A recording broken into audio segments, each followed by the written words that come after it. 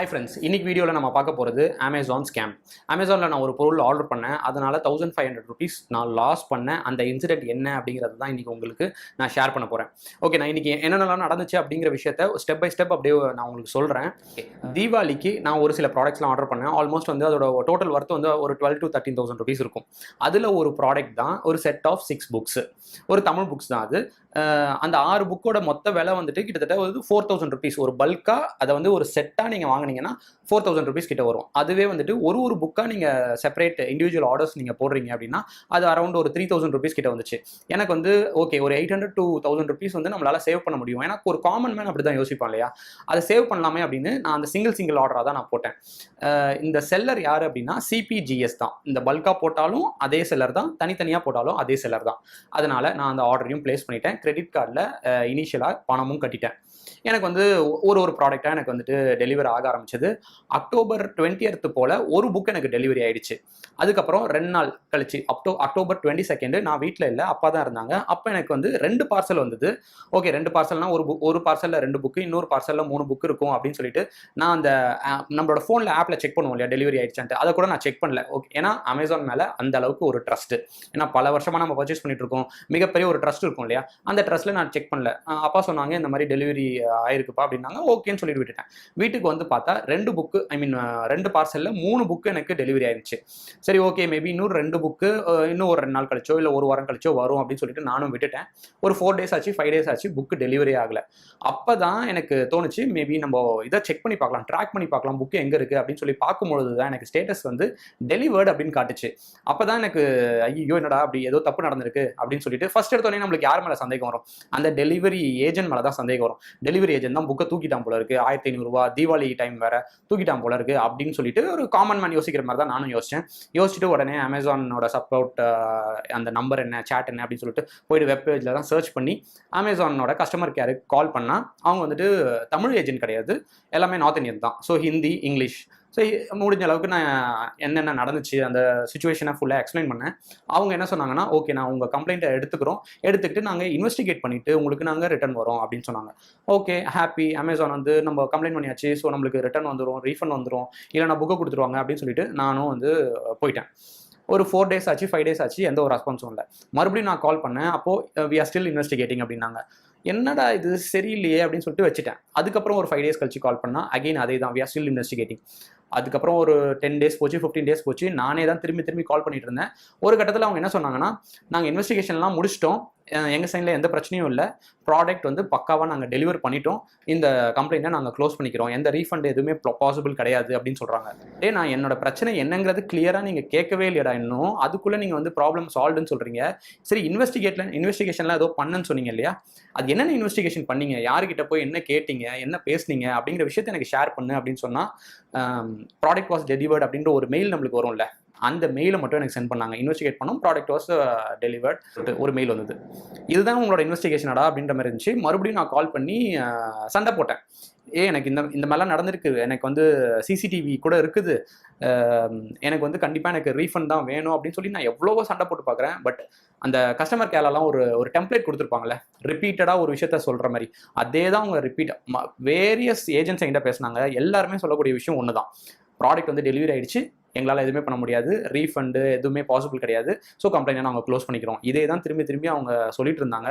கஸ்டமரோட பிரச்சனையை புரிஞ்சு அவங்க பேசுகிறாங்களா இல்லை புரியாமல் பேசுகிறாங்களா அப்படிங்கிறது எனக்கு சுத்தமாகவே புரியல. ஒரு கட்டத்துக்கு மேலே ரொம்ப ஃப்ரஸ்ட்ரேட் ஆகிடுச்சு. என் ஆரம்பத்தில் வந்து 1500 நம்ம லூஸ் பண்ணிட்டோம் அப்படின்ற ஒரு கோவம் இருந்தாலும் ஒரு கட்டத்துக்கு மேலே போய் தொலைங்கடா அப்படின்ற மாதிரி தான் இருந்துச்சு. அதுக்கப்புறம் ஃபைனலாக வந்து CPGS செல்லரோட டீட்டெயில்ஸை நான் தேட ஆரம்பித்தேன். நெட்டில் தேடினேன், அமேசான் வெப்சைட்டில் தேடினேன், எதுலேயுமே எனக்கு அந்த செல்லரோட கான்டாக்ட் மெயில் ஆகட்டும், ஃபோன் நம்பர் ஆகட்டும், எதுவுமே எனக்கு கிடைக்கல.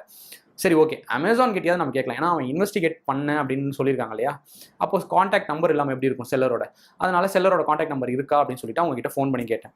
அதுக்கும் என்ன சொன்னாங்கன்னா, நாங்கள் வந்து செல்லரோட கான்டாக்ட் நம்பர்லாம் சேவ் பண்ணிக்கிறது கிடையாது, நாங்கள் அதெல்லாம் வச்சுக்க மாட்டோம் அப்படிங்கிறாங்க. அப்போது எனக்கு வந்த ஒரு ஜென்யூனான கொஸ்டின் என்னென்னா, ஏன்டா இன்வெஸ்டிகேஷன் பண்ணேன்னு சொல்கிறீங்க, அப்படி இருக்கிறப்போ ஒரு செல்லரோட கான்டாக்ட் நம்பர் கூட இல்லாமல் என்ன இன்வெஸ்டிகேஷன் நீங்கள் பண்ணீங்க அப்படின்றது தான் என்னோட ஃபர்ஸ்ட் கொஸ்டினாக இருந்துச்சு. நான் ரொம்ப ஜென்யூனான ஒரு கொஸ்டினாக தான் நான் இதை ஃபீல் பண்ணுறேன். நீங்கள் என்ன நினைக்கிறீங்கிறத கமெண்ட் செக்ஷனில் ஷேர் பண்ணுங்கள். ஃபைனலாக எனக்கு வந்துட்டு செல்லரோட ஒரு காண்டாக்ட் நம்பரும் கிடைக்கல. அதுக்கப்புறம் சரி போய் தொலை 1500 தான் என்னால் அதை நம்மளால மேனேஜ் பண்ண முடியும். ஓகே 1500 லாஸ் ஆயிடுச்சுன்னா சரி பரவாயில்ல அப்படின்னு சொல்லிட்டு நானும் அதை விட்டுட்டேன். ஒரு கட்டத்துக்கு மேலே உள்ளுக்குள்ள அந்த கோவம் இருந்துட்டே இருந்துச்சு. சரின்ட்டு இதில் போனேன், ட்விட்டரில் போயிட்டு நம்ம ஒரு போடுவோம், யாருக்கு டேக் பண்ணுறதுன்னு தெரில. சரி ஓகே ஜெஃப் பெசாஸுக்கே டைரெக்டாக நம்ம டேக் பண்ணுவோம் அப்படின்னு சொல்லிட்டு ஜெஃப் பெசாஸுக்கே போட்டு விட்டேன். எனக்கு தெரியும் எந்த ரெஸ்பான்ஸும் வராதுன்னு. பட் நான் போட்ட ட்வீட்டை பார்த்துட்டு கொஞ்ச நாளைக்கு முன்னாடி ஸ்விக்கி ஜொமேட்டோக்கெலாம் நிறைய இஷ்யூஸ்லாம் கொஞ்சம் வைரல் ஆச்சு இல்லையா, அந்த மாதிரிலாம் ஆகும்னு ஒரு எக்ஸ்பெக்டேஷன் இருந்துச்சு. ஆனால் அந்த மாதிரிலாம் எதுவுமே ஆகலை. சரி ஓகே. அப்புறம் ஒரு ஃப்ரெண்ட் என்ன ஷேர் பண்ணான்னா, அமேசான் இந்தியாவை நீ டேக் பண்ணு, அவங்க ரெஸ்பான்ஸ் பண்ணுவாங்க அப்படின்னாங்க. அதே போல் நான் அமேசான் இந்தியாவை டேக் பண்ணேன். எனக்கு உடனே எனக்கு ரெஸ்பான்ஸ் வந்துச்சு. அப்போ கொஞ்சம் சந்தோஷமாக தான் இருந்துச்சு எனக்கு. சரி நம்மளோட காசு வந்துடும் அப்படின்னு சொல்லிட்டு. பட் அவங்க ஒரு லிங்க் கொடுத்தாங்க. அந்த லிங்க்கும் என்னன்னா மறுபடியும் அதே சப்போர்ட் சென்டரு, அதே டெம்ப்ளேட்டு, அதே ரிப்பீட்டடாக அதே விஷயம் தான் திரும்பி திரும்பி நடந்துருந்தது. ஒரு கட்டத்தில் போய் தொலைங்கடா அப்படின்னு சொல்லிட்டு விட்டுட்டேன். அதுக்கப்புறம் நெக்ஸ்ட் ஒரு அமேசானில் ஒரு நான் டெலிவரி போட்டேன். அது வந்து கேஷ் ஆன் டெலிவரி தான் நான் போட்டேன். எனக்கு யூஸ்வலாகவே கிட்டத்தட்ட ஒரு 5 இயர்ஸாகவே ஒரு பர்டிகுலர் ஏஜென்ட் தான் எனக்கு டெலிவரி பண்ணிட்டு இருக்காங்க. அவர் எனக்கு நல்லாவே தெரியும். அவர் வந்து கேஷ் ஆன் டெலிவரினோடனே என்கிட்ட ரொம்ப ஆச்சரியமாக கேட்டார், இது வரைக்கும் நீங்கள் கேஷ் ஆன் டெலிவரியே போட்டது இல்லையே அப்படின்னு கேட்கும்போது நான் சொன்னேன், இந்த இன்சிடென்ட் எல்லாம் சொல்லிட்டு எனக்கு அமேசான் மேலே இருந்த அந்த ட்ரஸ்ட் உடஞ்சிருச்சு, அதனால எனக்கு நம்பிக்கை கிடையாது, நான் பொருளை பார்த்துட்டதுக்கப்புறம் தான் காசை கொடுப்பேன் அப்படின்னு சொன்னேன்.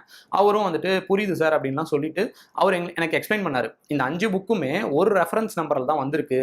மேபி செல்லர் புக்கை எடுத்து அந்த ஃபுல்ஃபில் பண்ணுவாங்கல்ல, அந்த டெலிவரி ஃபுல்ஃபில் பண்ணும்போது செல்லர் மேபி தப்பாக வச்சிருக்கலாம். 5 புக்குக்கு பதிலாக 3 புக்கு வச்சு அமைச்சிருக்கலாம். இது வந்து ஒரு 10,000 டெலிவரி ஃபுல்ஃபில் பண்ணும்போது ஏதோ ஒரு விஷயம் இந்த மாதிரி நடக்கும்னு சொன்னாங்க. எனக்கும் அது புரிஞ்சுது. ஓகே இது நடக்கிறதுக்கு நிறைய சான்சஸ் இருக்குது, நம்மளே கூட ஒரு செல்லராக இருந்தால் இந்த மாதிரி மிஸ் பண்ணுறதுக்கு ஒரு வாய்ப்பு இருக்குது அப்படின்னு சொல்லிட்டு விட்டுட்டேன். பட் அவர்கிட்டயுமே கேட்டேன் அந்த செல்லரோட நம்பர் கிடைக்குமான்னு.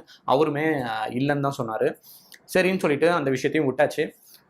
ஸோ ஃபைனலாக இப்போது நீ என்ன சொல்கிற, இதுக்கு முன்னாடி ஸ்விக்கி ஸ்கேமுன்ன, இப்போ அமேசான் ஸ்கேமுங்கிற, இப்போ நாங்கள் என்ன அமேசானில் வாங்கக்கூடாதுங்கிறியா அப்படின்னா, நான் வந்து என்னோட பாயிண்ட் அது கிடையாது.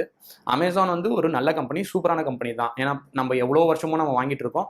அமேசான் நல்ல கம்பெனி. பட் அமேசானோட அந்த கிளைகள் இருக்கு இல்லையா, ஏன்னா அமேசான் ஒரு ஆளால் மட்டும் இந்த ப்ராடக்ட்ஸ் வந்து நம்மளுக்கு டெலிவரி ஆகலை. செல்லர் இருக்காங்க, டெலிவரி ஏஜென்ட் இருக்காங்க, ஏகப்பட்ட கஸ்டமர் சப்போர்ட் இருக்குது, ஏகப்பட்ட பேர் இருக்காங்க. இவங்க எல்லாருமே ஜென்யூனாக ஒர்க் பண்ணுறாங்களா அப்படின்னா அது வந்து எனக்கு வந்து மிகப்பெரிய ஒரு கொஸ்டின் மார்க்காக தான் இருக்குது. இந்த செல்லரில் ஒரு இஷ்யூ இருக்குது. செல்லர் வந்து எனக்கு கரெக்டான ஒரு ப்ராடக்ட்டை கொடுக்கல, இல்லை ஒரு டிஃபெக்டான ஒரு ப்ராடக்ட்டை கொடுத்துருக்காங்க அப்படின்னா அதுக்கு மொத்த ரெஸ்பான்சிபிலிட்டியுமே அமேசான் தான் எடுத்துக்கணும். ஏன்னா ஃபியூ இயர்ஸ் பேக் நான் ஒரு வீடியோ பார்த்தேன். அதாவது இதே இஷ்யூ யூஎஸ்ல இருந்த ஒருத்தருக்கு நடந்துச்சு. அங்கே அப்போ என்ன நடந்துச்சுன்னா, அவங்களுக்கு வந்துட்டு அந்த பொருளுக்கான காசையும் கொடுத்துட்டு இந்த மாதிரி ஒரு மிஸ்டேக் நடந்திருக்கு, இதை ரெக்டிஃபை பண்ணுறதுக்கு நான் உங்களுக்கு கிஃப்ட் கார்டு கொடுக்குறேன்னு சொல்லிட்டு அந்த $10 + $5 எக்ஸ்ட்ராவாக கூட அவங்களுக்கு கொடுத்துருக்காங்க. அதுதான் எக்ஸாக்டாக ஒரு கஸ்டமர் சப்போர்ட் பண்ண வேண்டிய வேலை. பட் இங்கே இந்தியாவில் அது நடக்கலை அப்படிங்கிறது தான் என்னோட முக்கியமான பாயிண்ட்டு. அந்த ப்ராடக்ட் ஆர்டர் பண்ணுறதுலேருந்து எனக்கு டெலிவரி ஆகிற வரைக்கும் மொத்த ரெஸ்பான்சிபிலிட்டியுமே அமேசான் தான் எடுத்துக்கணும். அதில் எந்த இஷ்யூ நடந்தாலுமே அதுக்கான பொறுப்புமே அவங்க தான் எடுத்துக்கணுங்கிறது தான் நான் சொல்லணும்னு நினைக்கிறது.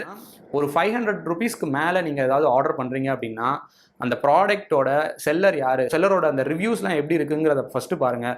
அந்த ப்ராடக்டோட ரிட்டர்னு ரீஃபண்டோட அந்த பாலிசிஸ் எப்படி இருக்குன்னு பார்த்துக்கோங்க.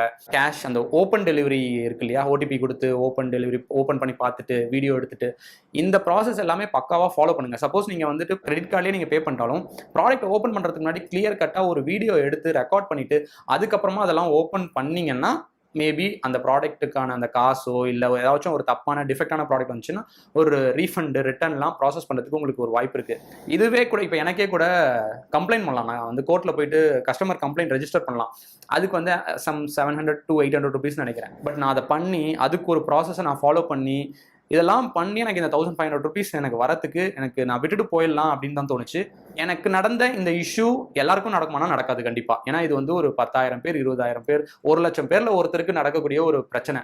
யாருக்கும் நடந்துடக்கூடாது அப்படிங்கிறதுக்காக தான் நான் இந்த வீடியோவை ரெக்கார்ட் பண்ணேன். ஸோ ஒரு ப்ராடக்ட் ஆர்டர் பண்ணுறப்போ முக்கியமாக வந்து கேஷ் ஆன் டெலிவரி வந்து ப்ரிஃபர் பண்ணிக்கோங்க.